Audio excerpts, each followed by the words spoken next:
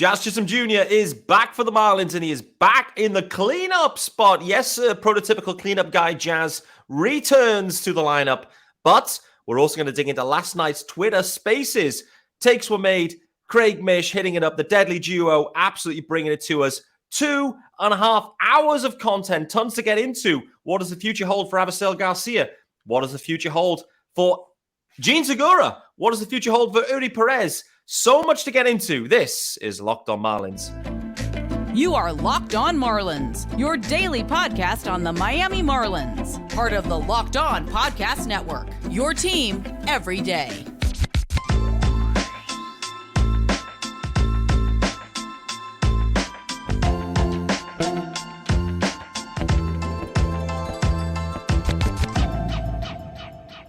Greetings from England. Welcome to Locked On Marlins. This, of course, is your daily Marlins podcast. I'm your host, Peter Pratt.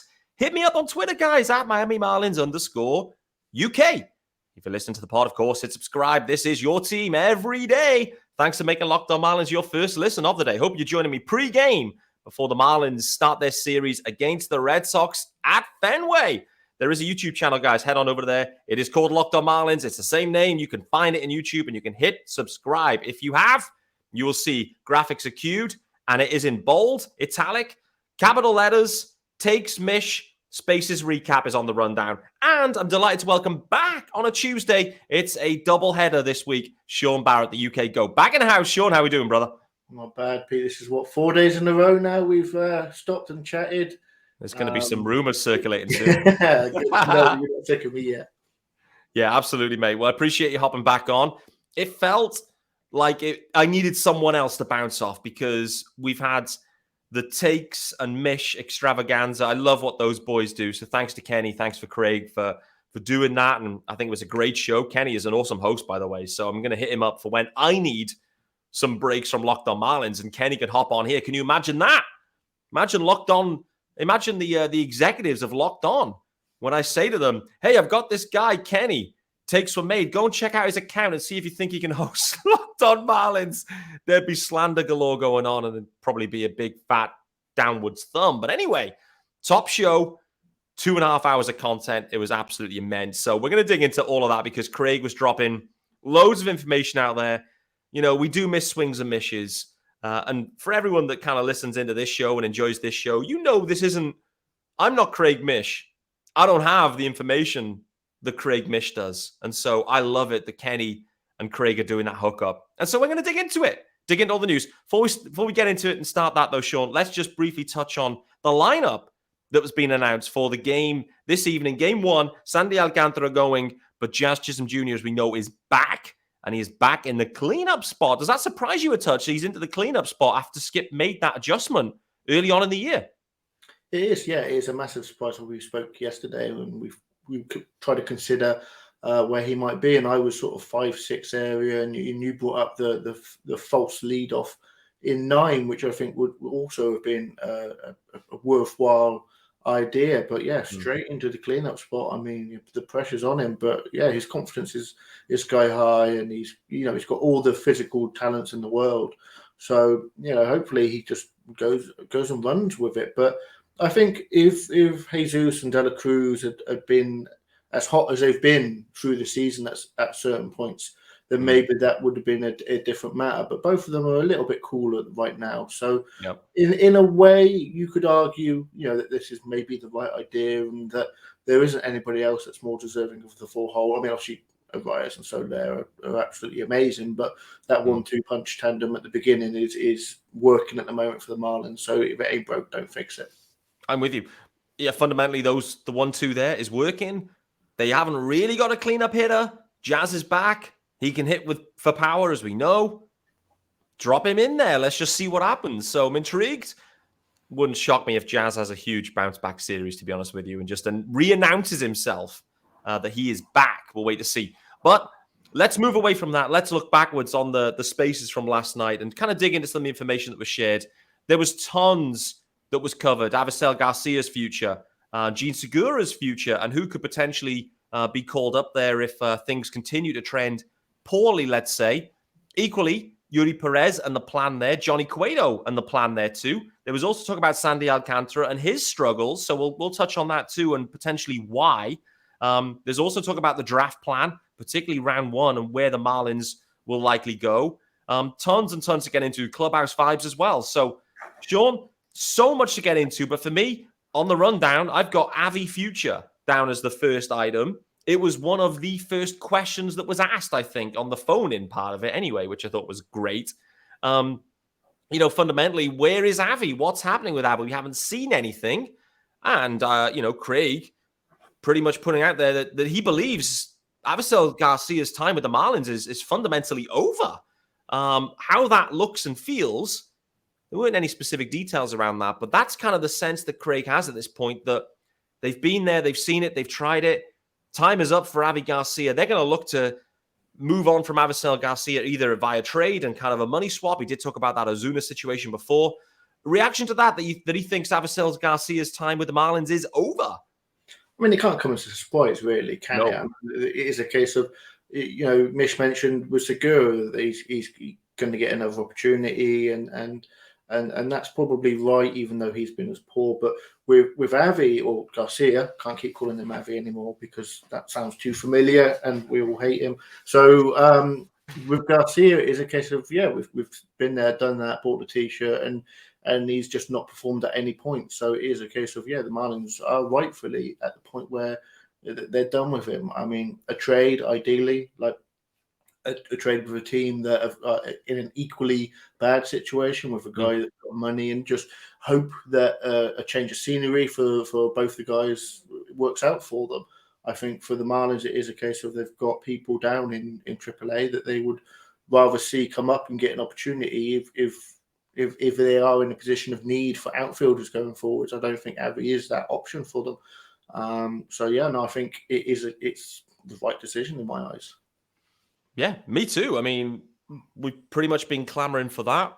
I don't know how it's going to all play out, whether it's like a full money eat situation, or I think more likely, because I believe from memory anyway, that the Braves were the ones that instigated the Avisail Garcia Marcell Ozuna swap at last deadline. So there's teams out there that are thinking this could be buy low on Avisail Garcia, look to dump off some other money, what that could look like. A player that's piquing my interest, I have to be honest with you, and we'll wait to see what the future direction of this club is after tomorrow's press conference. Steve Cohen, I believe, meeting with the media. Maybe there's a change of leadership and management. That was combined in managership.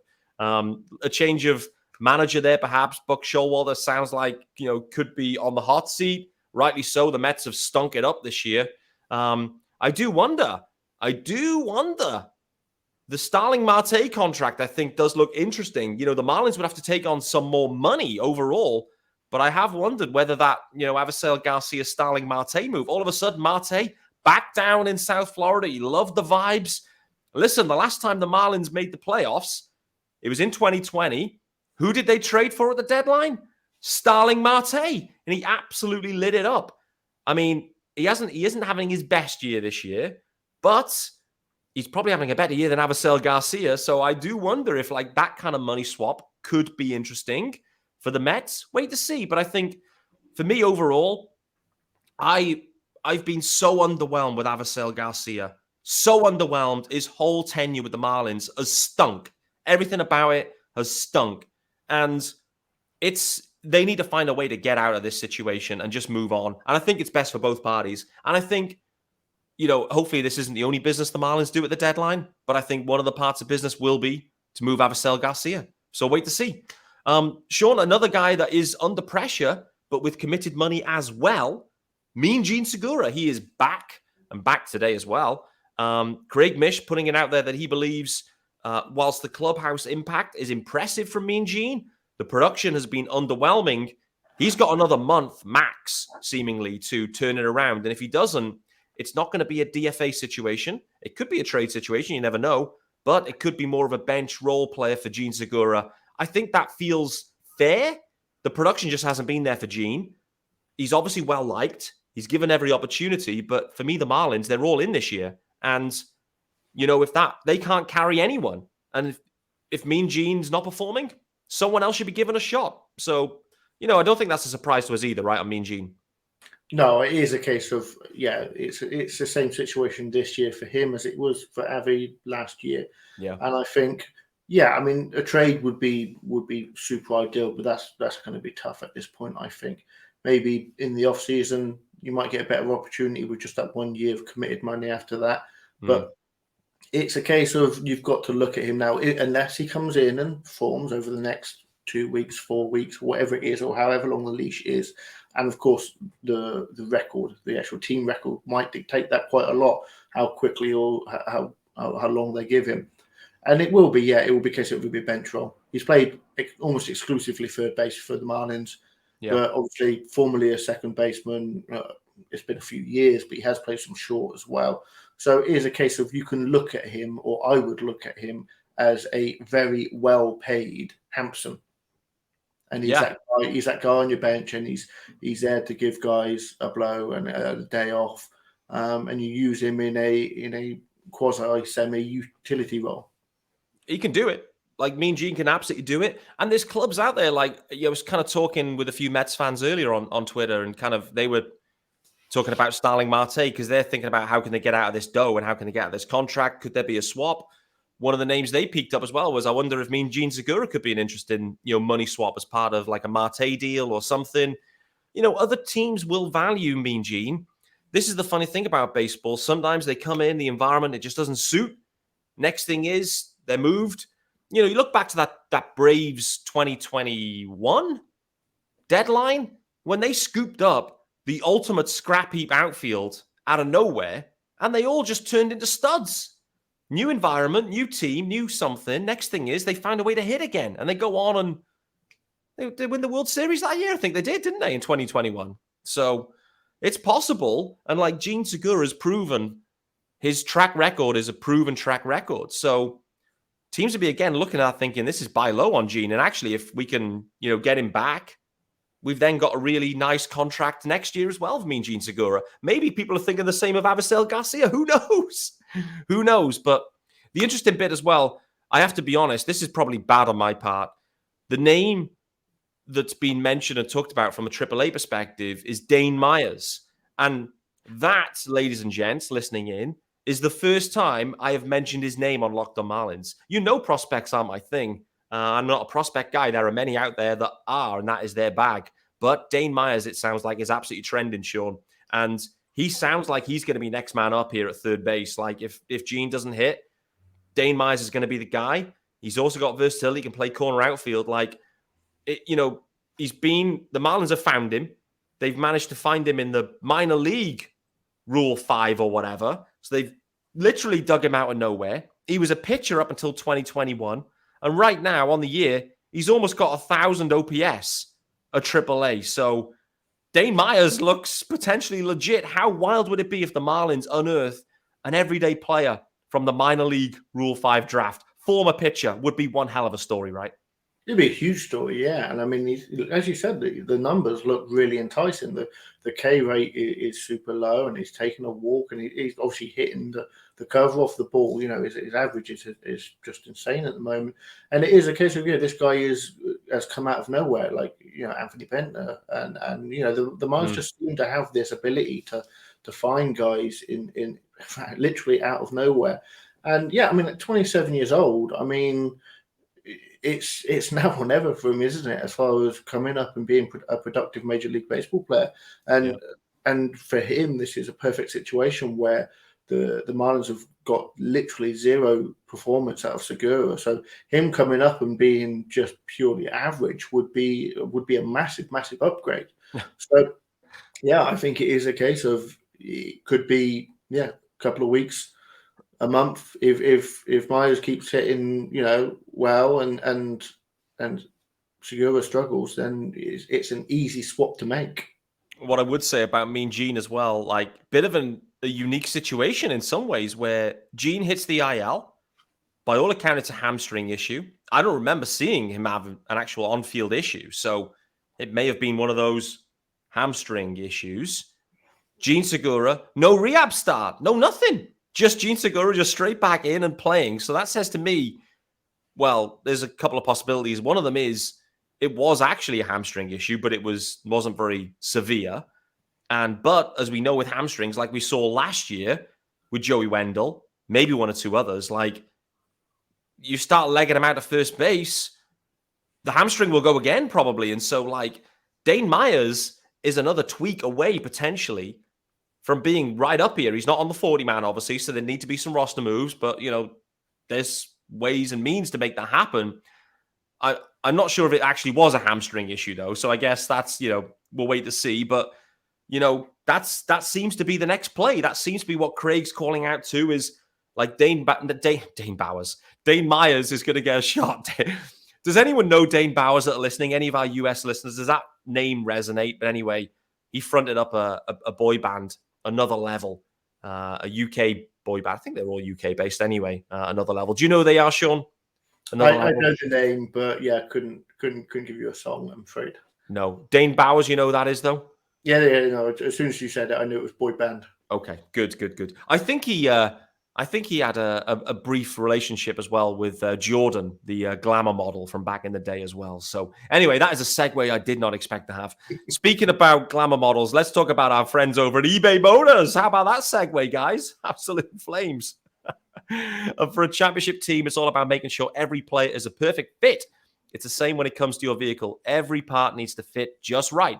So the next time you need parts and accessories, head to eBay Motors. And with eBay Guaranteed Fit, you can be sure every part you need fits right the first time around. All you got to do is add your ride to the My Garage or Garage and look for the green check to know the part will fit or your money back. Because just like in sports, confidence is the name of the game when you shop on eBay Motors. And with over 122 million parts to choose from, you'll be back in the game in no time. After all, it's easy to bring home a win when the right parts are guaranteed. Get the right parts, the right fit, and the right prices on ebaymotors.com. Let's ride. eBay Guaranteed Fit only available to U.S. customers. Eligible items only, and exclusions do apply. Okay, so Mean Gene, shorter leash. Dane Myers, not Dane Bowers, waiting in the wings, and he has been scorching hot. To be honest with you, if it was a different name, if like it wasn't Dane Myers, he may have already been up. Like we've already been clamoring for this. But anyway, that seems to be the situation. Let's talk about the draft, because that is upcoming as well. That's kind of creeping up on us. And again, I'm not a draft specialist, but I will find a draft specialist or two in advance of the draft to come on and help guide us, though, Sean. But the one thing that that Craig, I'm all over the place here, that Craig feels really positive or sure about is the Marlins strategy with that first round pick. And it sounds like it is going to be hitter first. It seems like they're going to go with a hitter in that first round.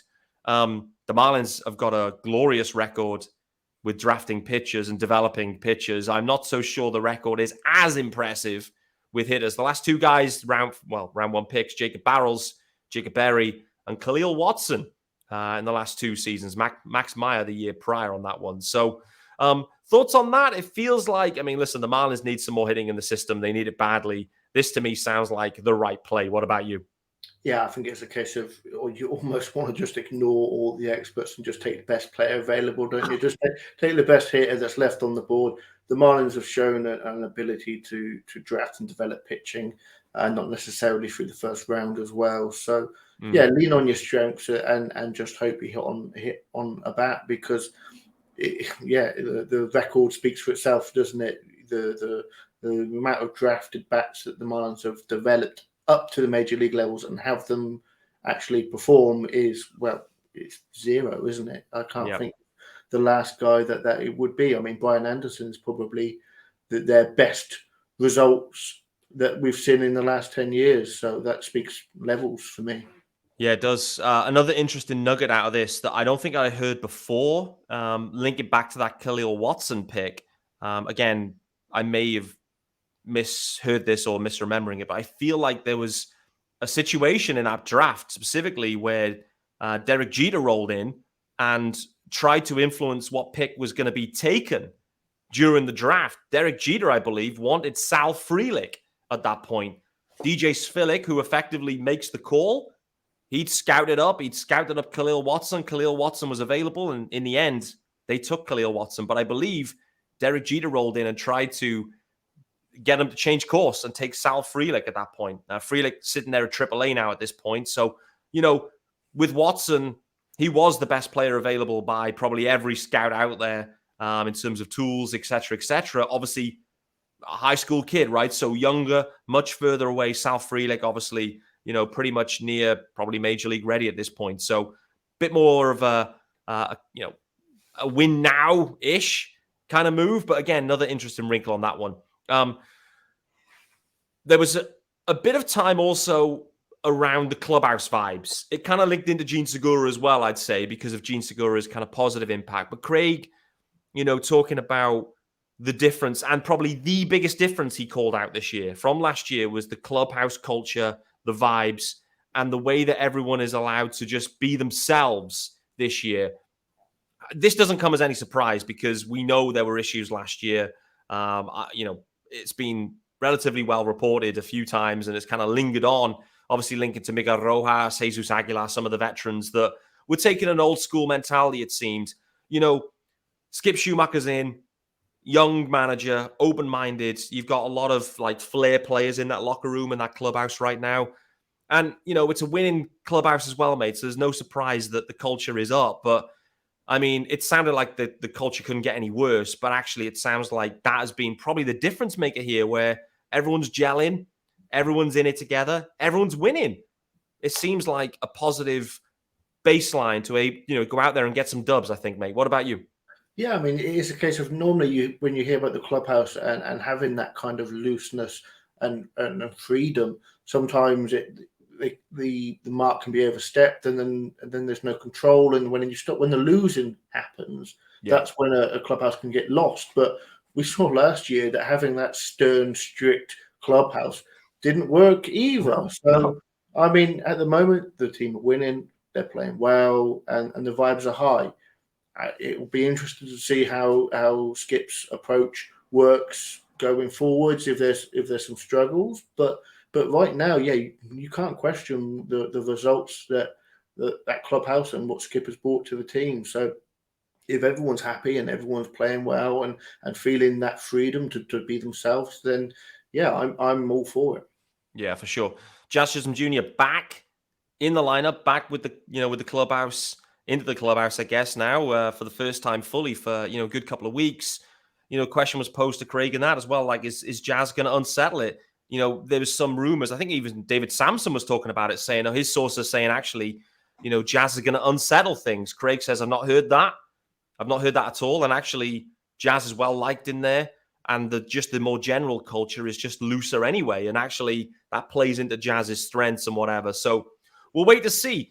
I think it was pretty clear last year, like when things went down, there was a lot of support for Jazz. And a lot of those guys are still around. And the ones that weren't supporting him are now gone. And Jazz is a big part of, this clubhouse. He's probably seen as a leader in many ways now because he's been around for a good couple of seasons. So we'll wait to see. But everything right now is trending in the right direction, clubhouse vibes-wise, which is great to see. A lot of conversation as well, Sean, about the deadline. On what the Marlins are going to do, whether they're going to be buyers, how aggressive will they be? I think the high level takeaway for me is the Marlins will absolutely be buyers at the deadline, which is a situation they have not been in since 2020. And when they were buyers at the deadline, they bought extremely well. So the Marlins are going to be buyers. Craig spent a long amount of time, it sounds like, with Kim at the back end of last week. And effectively, Kim's saying, listen, we're already working the phones, working it hard, but no one's selling yet because too many people are still in the mix. And the ones that are selling are trying to get the best price. So it sounds like the Marlins are going to be active, but they're going to need to, it's going to go right to the deadline. I don't think we're going to see a ton of activity before the deadline itself, mate. But encouraging to hear the Marlins likely to be buyers, I think. And rightly so, right? Absolutely, yeah. It's hugely encouraging. Obviously, we all want the Marlins to do well. I think the way that Craig sort of prefaced it was a bit of a concern of that idea that in 2024, what's his team going to look like and how competitive are they going to be? So it is a sense of it's an all-in situation, which is good to hear. But then obviously the remnants of what happens after that. But No, I mean, it is a case of you've got to start thinking short-term thinking. And Kim, currently, without an extension, with just 1 year to go, if that's the end of her Marlins time, then she's going to want to go out on a high. Yeah, no doubt. I mean, what you're leaning into there, the news really that he's talking about is there's an extremely unlikely situation that Jorge Soler, opts in or even re-signs with the Marlins, perhaps. So, the feeling is Jorge Soler won't be in Miami next year, and he's going to be hard to replace. They don't have any internal candidates right now, seemingly, that are going to replace that type of production. All-star level DH production. Right now, Cooper Loop, expiring deal. Joey Wendell, expiring deal. Like, Wendell's been a nice surprise this year. He's been an upgrade over Miguel Rojas, which at one point I didn't think I'd be saying, to be honest with you, but Wendell's really kind of come back around. So, I think Craig's right that 2024, it looks, right now it's hard to see what it's going to look like because there's quite a few of the offensive guys that with expiring deals. So, Kim's going to be busy in the offseason. But equally, there's no reason why she can't make deals for not just for rental guys right now. But what Craig's saying is, listen, the only deals that can be made are for prospects. They cannot ship and sell from the major league guys now. But basically, it's carte blanche, it seems like, of all in now. Any prospect, Yuri's about to graduate anyway, pretty much any prospect is on the table if they can get some probably major league sticks. But actually, going back to our conversation yesterday, and the everydayers will know this, like, we're talking about adding arms as well because of this rotation thinning out and Cueto struggles and Trevor Rogers. But overall, it sounds like the Marlins are going to be buyers. The market is going to take a time to settle because a lot of teams still feel like they're in it. Other than, I think you mentioned 4, the A's, the Royals, the Rockies, someone else I'm forgetting. The Nationals, yeah, of course, the Nats. And obviously one of the players in the Nats, Candelario, has been well touted. But then Craig went on to say, yeah, the Nats will absolutely be selling him. He will be coveted, but he's going to be coveted by 16 teams. So they're going to be sitting there waiting until the last minute to get the best possible package for their club, which makes a ton of sense. But it's going to be interesting to see what they do with the deadline. Prior to the deadline, maybe they may have a decision to make about Eury Perez. That was, again, another big topic on Spaces yesterday. Spent a lot of time. There was a lot of discourse and back and forth on this one around how they manage Eury Perez. Craig fundamentally calling out what we spoke about on the pod yesterday, mate, that Craig has looked like he's completely wrong 15 times thus far because the Marlins keep changing their mind. And within the organization, everyone has, not everyone, but there's multiple ways of thinking about how to manage Eury Perez. What he did also call out is maybe it would be nice if the Marlins came out and laid out what they think they're going to do with Eury Perez, which could kind of take away this discourse. But, this Eury Perez situation is really difficult fundamentally because Eury Perez is just pitching in a way that you feel like you can't drop him at this point. You can't do anything. He's pitching so well that you have to just roll with him. And the other thing on Eury Perez I wanted to get your take on, extension talks. Craig was calling out to say before he throws one pitch, they should try and extend him. He said, now the ship has sailed. You are now trying to extend high on Eury Perez, and you can't do that. You're going to have a sensible conversation maybe in the offseason. But overall, I don't think Craig knows how they're going to handle this situation. I don't know if we do, to be honest. I don't know what I would do, to be honest, with Eury Perez. It's such a fine balance. But what he did call out as well was how the Marlins managed Jose Fernandez and pushed him a touch too far, and the next year ended up with Tommy John. And that is exactly what the Marlins are looking to avoid and have to look to avoid with what they see as potentially a generational talent. It's going to sting in an all-in year, but I think that's the right call. What about you? 100%. Yeah, it is a case of the Marlins. They probably did have a plan. And then Trevor Rogers had that setback, and that changed it. Yeah. The rehab of Cueto is a complete disaster. That changed it. He continued to pitch fantastically. That changed the plan. For me, right now, what I would do and what I hope the team does is just keep rolling them out there. If you want to extend it a little bit by being delicate around the All-Star break and skipping a start in the rotation, before and after and give him an extended break, fine, happy with that. But then immediately after that, you're running him every 5 days. You're letting him pitches, 80 pitches, 5-6 innings, depending on how the game goes. Once he hits 120, 125, 130, hard stop. That's it. Craig thinks it's 120. Yeah. You like when the pitcher comes through after 7 innings and he comes into the dugout, you shake his hand, you say, well done, good start, let's hand it over to the bullpen. You do the same thing with Eury once it hits 125. You shake his hand, you go, you've been amazing, we'll see you again next year. And I know that there's a temptation to just keep running them out there, but you risk, like you said, a generational talent having an injury. And yes, Tommy John surgeries are more and more successful now, and players come back as good as they were before. But you can't just commit yourself to doing that. No, harming a player in his age 20 season. The Marlins, to me, that's malpractice. Yeah, the Marlins to me made a decision to bring him up far earlier than anyone thought they would. They started that clock, and it's not just service time clock and worrying about money, because that's 9 times out of 10 what I think they have to do, because they're the Marlins. But they started the clock on his innings. They knew the second that this season started, before they even thought about bringing him up, this kid's got 125 innings, and that's it. So they made a decision to start him in the major leagues, knowing that that was going to have to happen.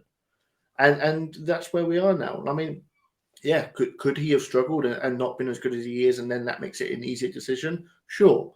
No one probably expected this. No. He's a star. He's fantastic. But this, what he's done so far, no one could have fully put their hand up and said, oh, I expected that to happen. So the Marlins have got lucky with what they got from Eury so far. So you just take it. Take those 125 elite innings and be happy with it. So your thinking is give you 120, just, maybe a little bit of management around the All-Star break, etc., which is kind of what Craig's alluding to as well. Finish up after his Atlanta next start, miss the next one, hit the All-Star, maybe even miss the one after that, and then basically flat out for 120. Just keep it rolling, and then once 120 is done, if that's mid-September, the Marlins still may end up in the postseason, but Yuri Perez won't be part of the postseason run maybe for the Marlins. That's the way you'd play it? That's the way I'd play it. Yeah. Come back next year, and I mean, if Sandy doesn't recover, he could be your opening day starter. I mean, this is so challenging for everyone, which is why it's such a tricky decision. And it does pertain to how they're doing as well. If the Marlins were terrible, this is again another easy call. But right now, in an all-in year, which is what it sounds like more generally, and you're having this level of performance from Eury Perez, and I mean, it isn't, and you've mentioned this as well, it isn't just Eury Perez we've got to be concerned about with innings. Everyone apart from Sandy, we've got concerns about innings because no one's ever done it before. So this isn't just an Eury Perez situation. This is the whole rotation. Braxton Garrett's in the same spot. I mean, the longest guy is probably Brian Hoeing that you mentioned yesterday.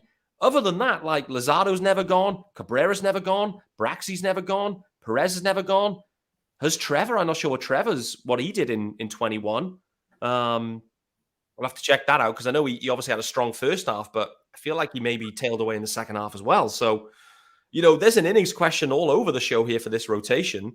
But fundamentally, I'm with you, mate. I'm trying to work out how we could be available for the postseason, because it would be amazing if the Marlins made the postseason and had their best pitchers available. But on the face of it, I just don't think it's going to be possible.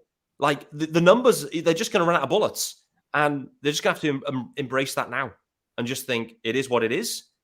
Let's, Eury, get us to the postseason, mate. You've done your job, and we'll see you next year, and we'll come back healthy, because we have a duty of care to you to manage you in the best possible way. They have a duty of care to Yuri Perez, not to, 170 innings like Jose Fernandez, and then next year, Tommy John, gone for 2 years. And then the Marlins are in a massive hole again.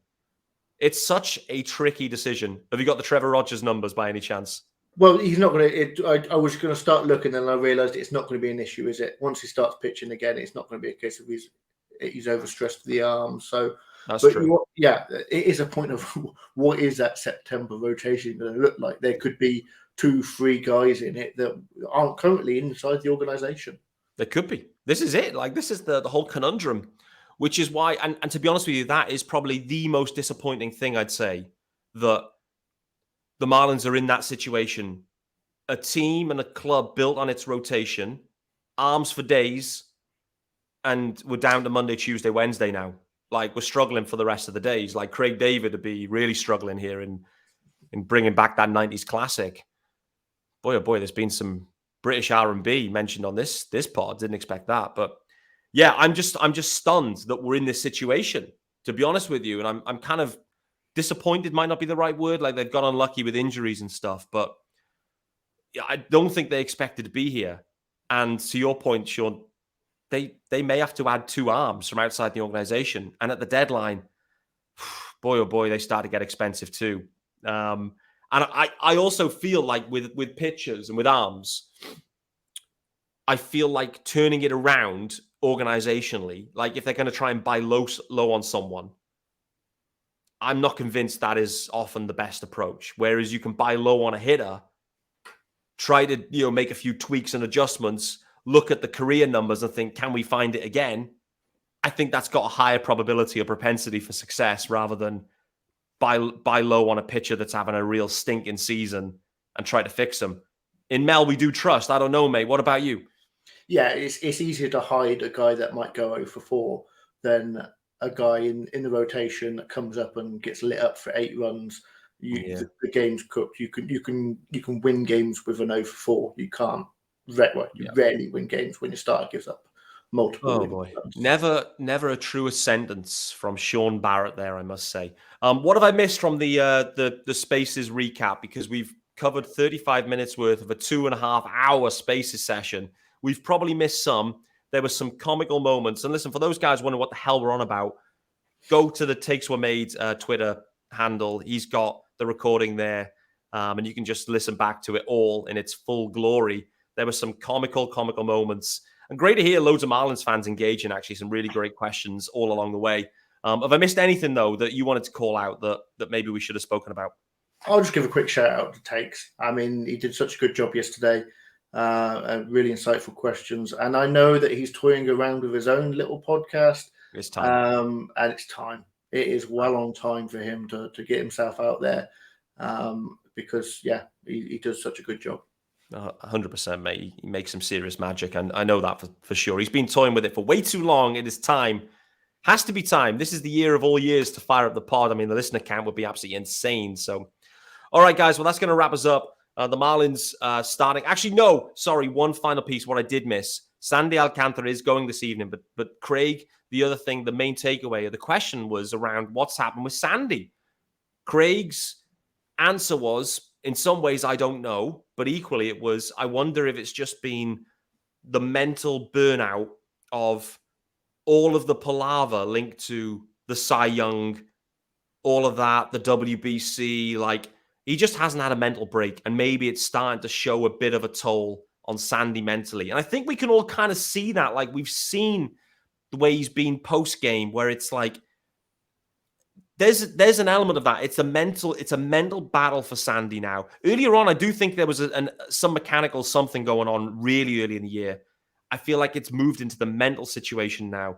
And Craig's kind of putting it out there saying he thinks, listen, all-star, Sandy's not going to be there. He'd probably take that personally, but equally it gives him a little bit of time just to come away from the game, have a bit of a refresh.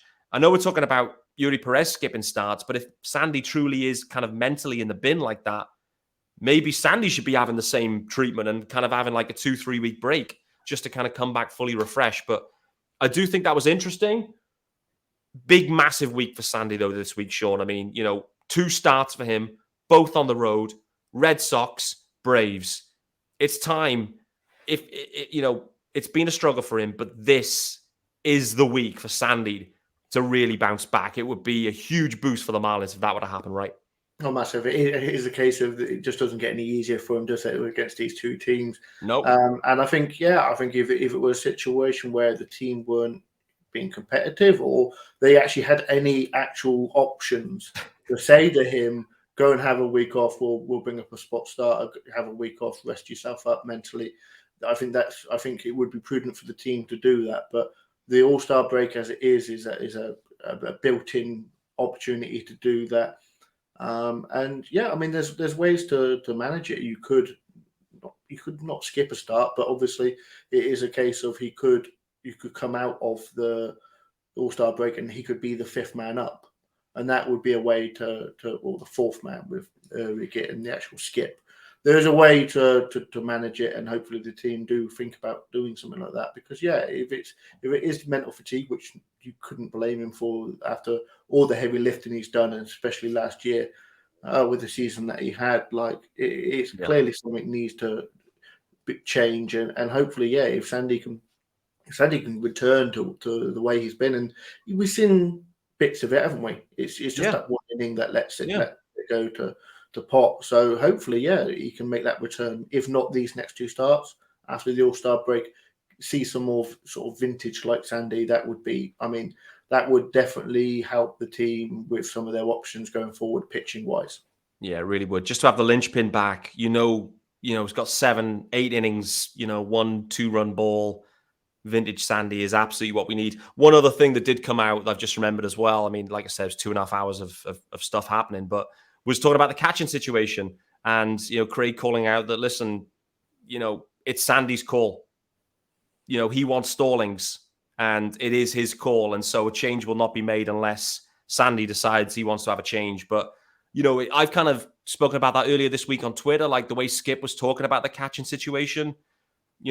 I feel like they feel comfortable enough with those two to carry on. I think they're going to be seeking upgrades, but I think they're going to be in other spots. I think they're going to prioritize other spots. They're going to need to get some arms, as we've already talked about.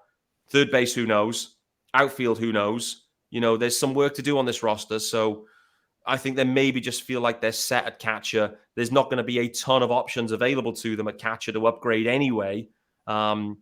Maybe the Rockies dude.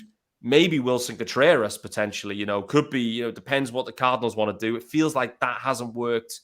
Could there be a money swap there somehow? Contreras, Avisail, Garcia, and something. I don't know. It's an interesting one, but I do get the sense that Skip feels happy and Sandy's happy with Stallings. So until that changes, I can't see anything happening with Jacob Stallings this year, to be honest with you. So, I think it's a case of how much ammo do the Marlins have in that minor league system to go and get an arm or two, a bat and a catcher. And if they're looking to try and move money as well, if you try and move money, do you have to add a prospect to that as well? Yeah. Wilson Contreras would be fantastic, wouldn't it? We've just seen him in London, 4 for 4 on the Sunday. Yep. He caught a good game. It is a case of, but it is, the Marlins. He's going to be a big ticket item at the deadline if the Cardinals even do move him, even with the money. But it is a case of it might be you have to say, oh, we're happy with our catching situation because that you don't have the capacity to actually improve it. Yeah, it's such a good point, mate. That's the point, right? There's so many holes, and the farm system is kind of depleted now anyway, or injured, which isn't a huge issue for those like rebuilding guys. Like they're probably happier. Max Meyer, for example, would be a lucrative piece. Not for a club that's contending this year, though, which isn't the kind of clubs they're trying to do business with anyway. Like, to be honest with you, Max Meyer, to the Cardinals wouldn't stun me. I mean, Craig again spoke about that he feels like the Cardinals Marlins really are a perfect fit in many ways. The Cardinals have just got they got too many sticks.